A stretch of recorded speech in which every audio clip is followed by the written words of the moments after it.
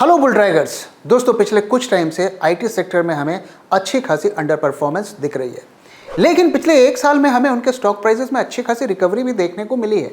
तो IT index पिछले एक साल में 15% अप है और अगर 2023 में देखें तो करीब 12.5% अप है। तो क्या हम कह सकते हैं कि आईटी सेक्टर में worst is behind us and is it the right time to enter in IT stocks? क्या वाकई में अब हमें आईटी स्टॉक्स में वैल्यू दिख रही है और यहाँ से आईटी सेक्टर में हमें अच्छी खासी ग्रोथ वापस से आती हुई दिखेगी? तो इन सब के बारे में बात करेंगे, लेकिन उससे पहले मैं अभी जो करेंटली हॉट टॉपिक है उसके बारे में बात करना चाहता हूँ, इजराइल एंड पैलेस्टीन का कॉन्फ्लिक्ट।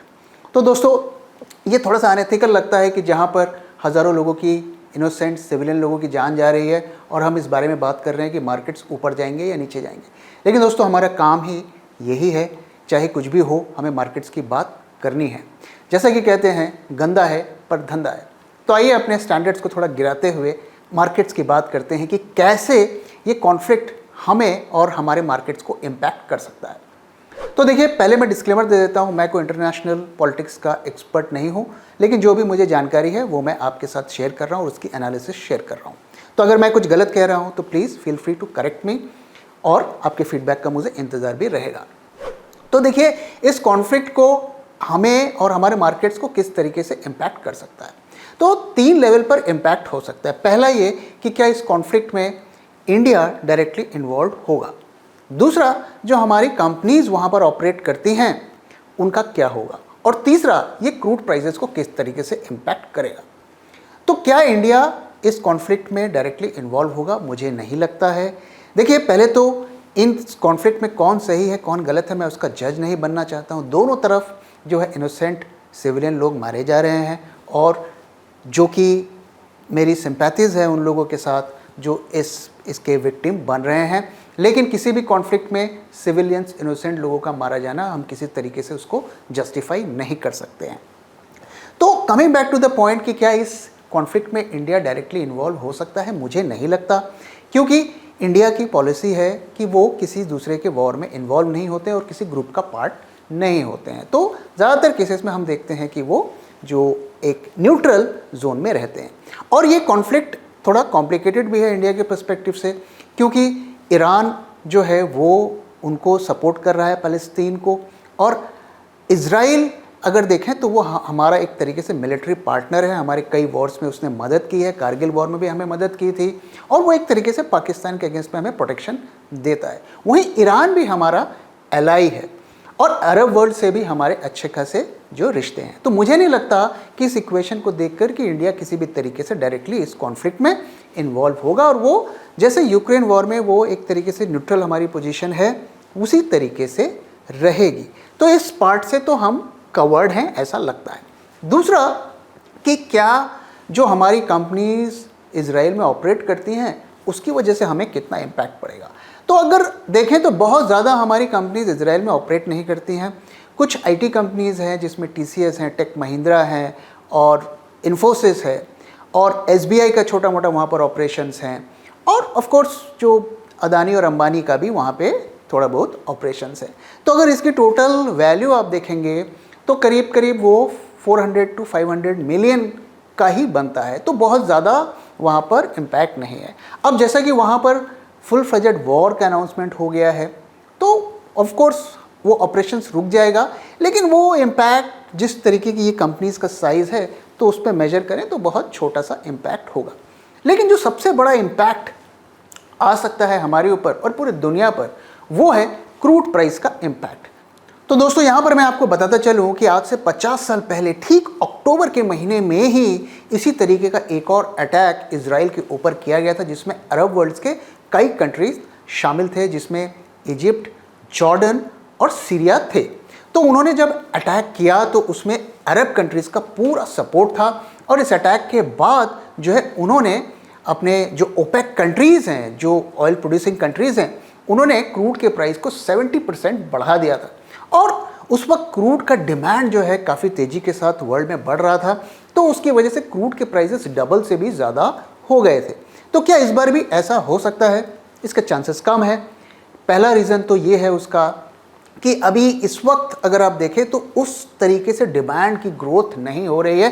ज़्यादातर कंट्रीज़ जो है थोड़ा प्रेशर में है, ग्रोथ उनके थोड़े सबड्यूड हैं, तो क्रूड की उस तरीके से डिमांड नहीं है। लेकिन इसके बावजूद भी अगर ये क्राइसिस जो है आगे बढ़ती है और इसमें जो है गुटबाजी बन जाती है और अरब वर्ल्ड अगर इसको पूरी तरीके से इसको सपोर्ट करता है तो फिर इसमें क्रूड के प्राइसेस बढ़ने के चांसेस हैं।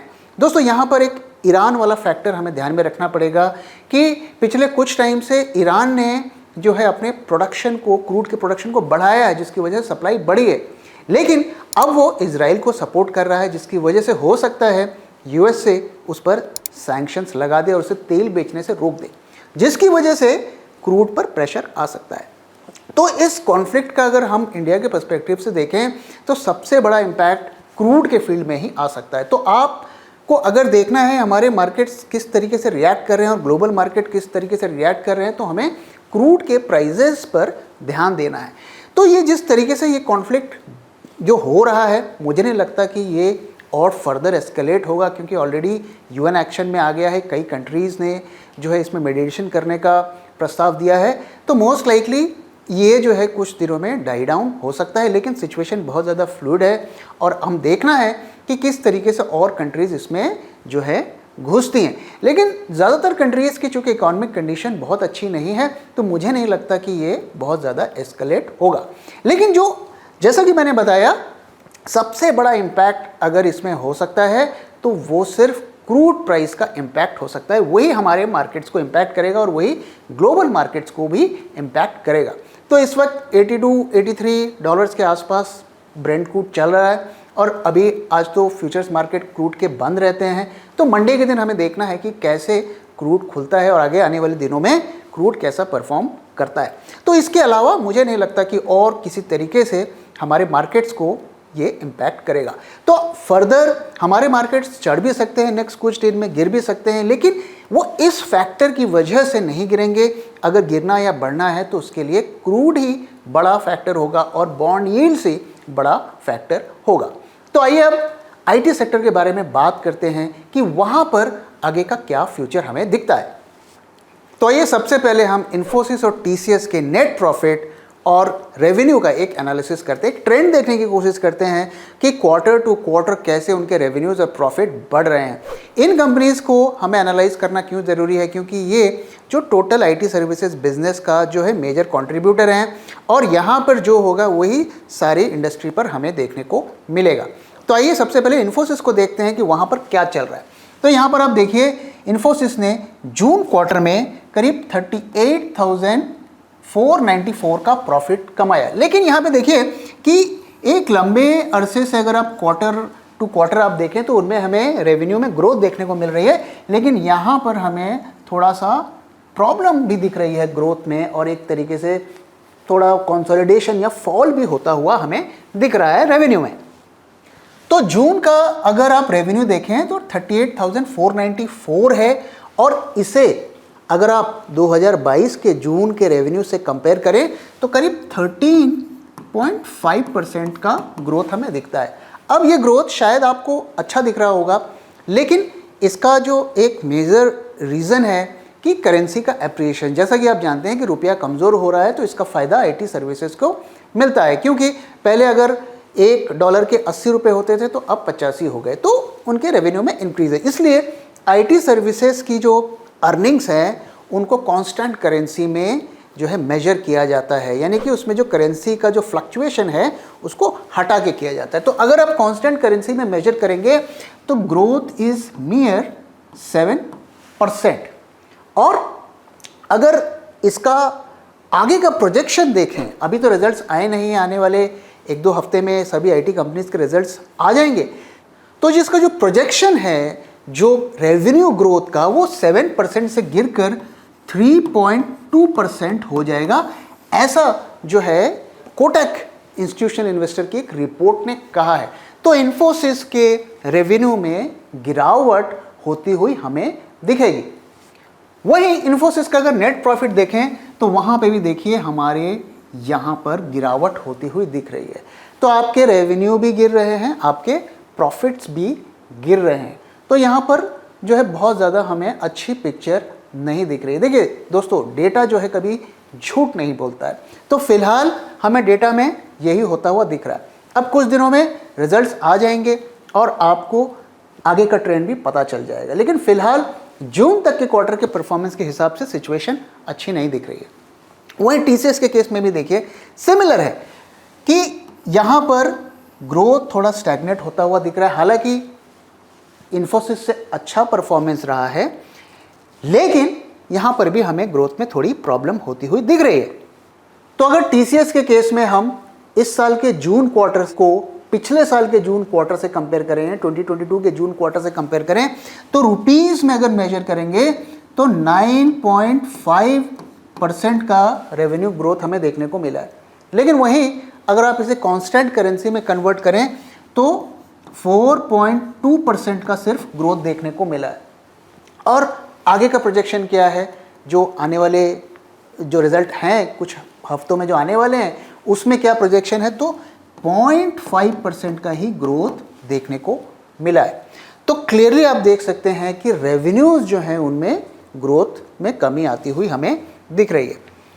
और वहीं अगर आप देखिए तो नेट प्रॉफिट में भी वही ट्रेंड हमें यहाँ पर होता हुआ दिख रहा है।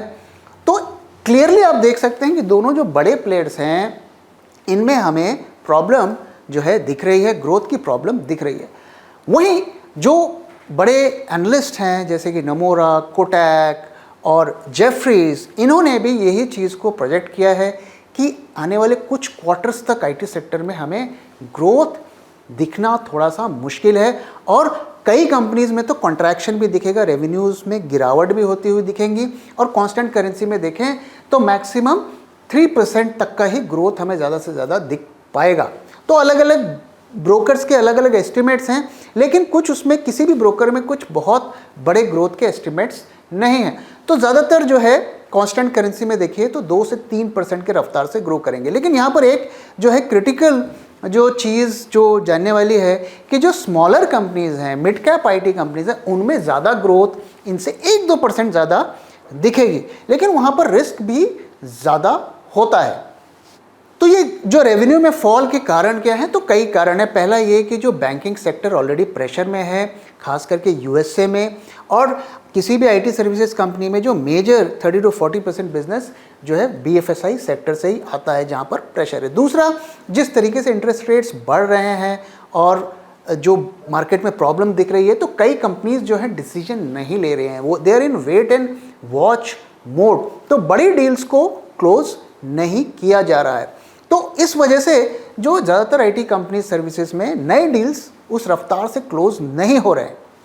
तो देखिए अब क्या है कि रेवेन्यू जो टॉप लाइन है उसमें ग्रोथ बहुत ज़्यादा नहीं दिख रही है। नेट प्रॉफिट में अगर आप देखिए तो वो भी उसमें ट्रांसलेट हो रहा है। अब आईटी सर्विसेज कंपनी ऐसे सिचुएशन में क्या करती हैं कि वो कॉस्ट कटिंग करती हैं, ले ऑफ्स करती हैं, सैलरी कट्स करती हैं। अभी तक तो वैसा नहीं दिख रहा है। एसेंचर को अगर छोड़ दें तो वहाँ पर उन्होंने अच्छी खासी लोगों को निकाला है, लेकिन बाकी आईटी सर्विसेज कंपनियां भी कुछ ना कुछ एक्शन लेंगी और जैसे जो वेरिएबल कट और बोनस कट कम से कम ये करके अपने जो मार्जिन्स को बढ़ाने की कोशिश करेंगी। कई कंपनीज अगर आप देखिए तो उन्होंने हायरिंग पर कमी की है। अगर हम टॉप 4-5 कंपनीज को देखें जिसमें TCS, Infosys, Wipro, LTTS, LTI, इन्होंने जो फर्स्ट क्वार्टर में इस साल के 18,000 कम लोगों को हायर किया है। ऑलरेडी जो एंट्री लेवल जो पोजीशंस हैं उनमें भी 15% का कट किया है। और उसका एक बड़ा कारण है जो एआई का जो एडवांसमेंट, लोगों ने बहुत ही जो लो टेक काम होते हैं जैसा कि डेटा एंट्री ऑपरेशन या टेस्टिंग या जो रिपीटेटिव वर्क्स होते हैं, सपोर्ट वर्क होते हैं, तो वहाँ पर उन्होंने एआई टूल्स को यूज़ करके उन लोगों को रिप्लेस किया। तो ऑलरेडी जो है वो हायरिंग पर उन्होंने फ्रीज लगाई है और फिलहाल लार्ज स्केल लेऑफ्स तो नहीं हुए हैं, लेकिन लोगों को हायर करना कम करें। इनफैक्ट नौकरी के एक रिपोर्ट के हिसाब से 43% फॉल है रिक्रूटमेंट में इन आईटी कंपनीज। तो ये क्लियरली दिखा रहा है कि बहुत ज़्यादा रोज़ी सिचुएशन आईटी सेक्टर में नहीं है। अब दोस्तों इसमें मेरा क्या व्यू है, देखिए दोस्तों, पिछले कई सालों से डिकेड्स, 1-2 डिकेड्स में जो आईटी सर्विसेज ने बहुत बढ़िया काम किया है, बहुत रेवेन्यू, बहुत पैसे कमाए हैं। ज़्यादातर बड़ी आईटी कंपनीज जो हैं टोटली डेट फ्री हैं, उनके पास कोई कर्जा नहीं है, अच्छा खासा उनके पास रिजर्व्स है। लेकिन अब बिजनेस करना इतना आसान नहीं रह गया, क्योंकि ज़्यादातर ये जो आईटी सर्विसेज कंपनीज हैं इन्होंने पैसे कैसे बनाए, लॉन्ग टर्म डील्स करके, जिसमें वो सपोर्ट, मेंटेनेंस जो है इन चीज़ों को करते थे। लेकिन अब उसका जो है एआई में सोल्यूशन मिल रहा है, और उन जॉब्स के लिए, उन कामों के लिए लोग जो हैं डील्स देने से थोड़ा कतरा रहे हैं। तो इस वजह से जो बड़े डील्स क्लोज करना जैसे कि पास में वो करते थे, थोड़ा मुश्किल हो जाएगा। तो इन कंपनीज को अब री इनोवेट करना पड़ेगा और नए तरीके से काम करना पड़ेगा। सेम ओल्ड तरीके से जो कंपनी काम करेगी वो बहुत ज़्यादा अब ग्रो नहीं कर पाई। वो they will continue to grow, but जो उनकी रफ्तार है ग्रोथ की वो वैसी नहीं रहेगी जैसे पास्ट में रहनी है, ऐसा मेरा मानना है। और अब देखिए जो यूएसए में भी वही हो रहा है, जो कंपनी एआई पर फोकस्ड है, टूल्स पर फोकस्ड है, उनमें ज़्यादा ग्रोथ हमें होती हुई दिख रही है। और जो ओल्ड फैशन वे में काम कर रहे हैं उनको मार्केट जो है उतनी वैल्यूएशन नहीं दे रहा है। अब अगर वैल्यूएशंस की बात करें दोस्तों, तो निफ्टी आईटी इंडेक्स जो है करीब 24 टाइम्स जो है उसके पी मल्टीपल पर ट्रेड हो रहा है, जो कि अपने 10 ईयर के एवरेज से हाईएस्ट लेवल पर चल रहा है। और दूसरा निफ्टी से भी 20% प्रीमियम पे ट्रेड हो रहा है। तो मार्केट इतनी ज़्यादा वैल्यूएशन आईटी स्टॉक्स को क्यों देता था? क्योंकि वो ग्रोथ देती थी। लेकिन अब पिछले कुछ क्वार्टर से ग्रोथ में क्वेश्चन मार्क दिख रहा है। तो अब ये है क्वेश्चन कि क्यों मार्केट इतने पीई मल्टीपल्स देगा। तो ये रिजल्ट हमें आने वाले दिनों में देखने हैं कि कैसे आईटी सेक्टर की कंपनीज के रिजल्ट्स होते हैं। अगर रिजल्ट्स जैसे कि मैंने बताया उन लाइंस पर रहे तो डेफिनेटली इन स्टॉक्स में एक और राउंड का करेक्शन होने वाला है। मुझे नहीं लगता कि इन लेवल्स पर जो है ये शेयर प्राइसेस जस्टिफाइड हैं। इनको थोड़ा करेक्शन पर ही हमें लेना चाहिए।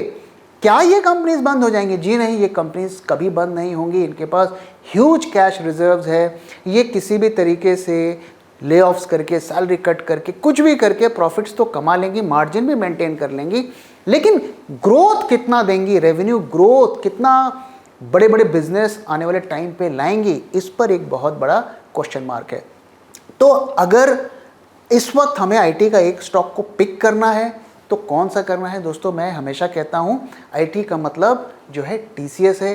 टीसीएस द ओनली कंपनी जिस पर हमें बेट करेंगे। लेकिन हमें इस सेक्टर पर बहुत ज़्यादा शेयर प्राइस के अप्रिसिएशन पर जो है होप नहीं रखनी चाहिए। नॉर्मल रफ्तार से, एफडी से थोड़ा ज़्यादा की इंटरेस्ट से ही रिटर्न मिल जाए तो उस पर हमें सेटिस्फाइड रहना चाहिए। तो दोस्तों इसी के साथ इस वीडियो को मैं यहाँ पे ख़त्म कर रहा हूँ।